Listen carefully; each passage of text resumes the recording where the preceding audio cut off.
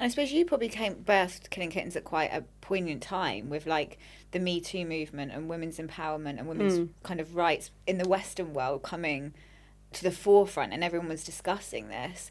How has what's happened in society at large impacted Killing Kittens? I think, I mean, 2005 was when Sex and the City Great. first came out. So you suddenly had women talking about sex toys. So you had that. You had Lalo went into Selfridges, the first sex toys into Selfridges. You had Anna Summers hitting the high streets, their stores. So that so that's the other thing. You know, when we got a lot of attention because we were in that wave of what they called female sexual revolution back then.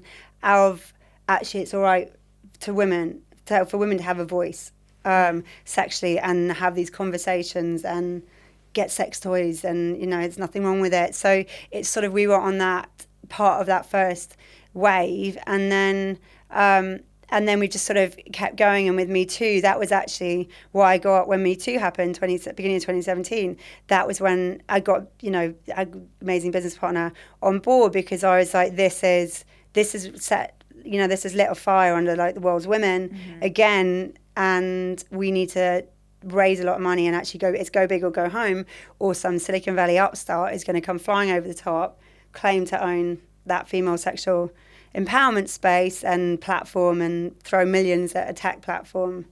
So we need to get in there and do it. Yeah, and at the same time, it's sort of watching that, you know, it went a bit mad a couple of years ago. It's like, you know, that whole what is a woman?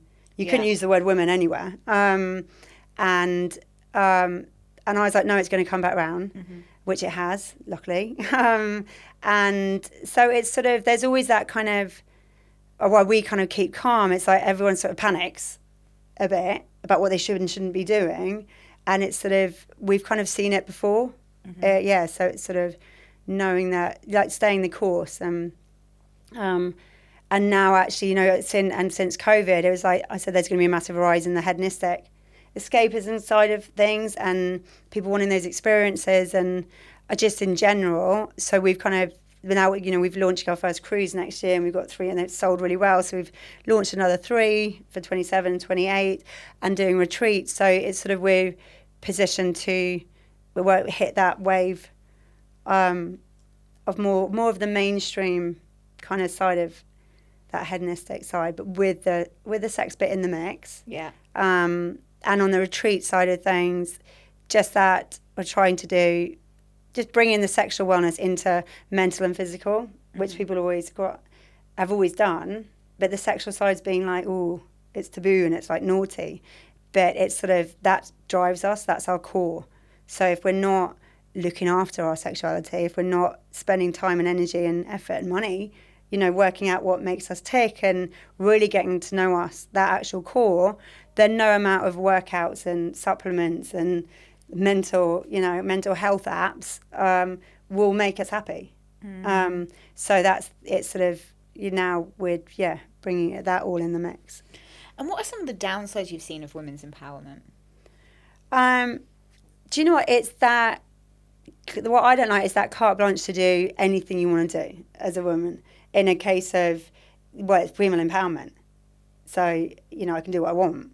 And also there's a lot of what I call it all fart no poo in the people saying they're going to do stuff, or women's groups and networks, but there's still that really bitchy undertone of actually they don't want to help each other out. They are still competing. They are looking each other up and down. I think we can be our own worst enemies.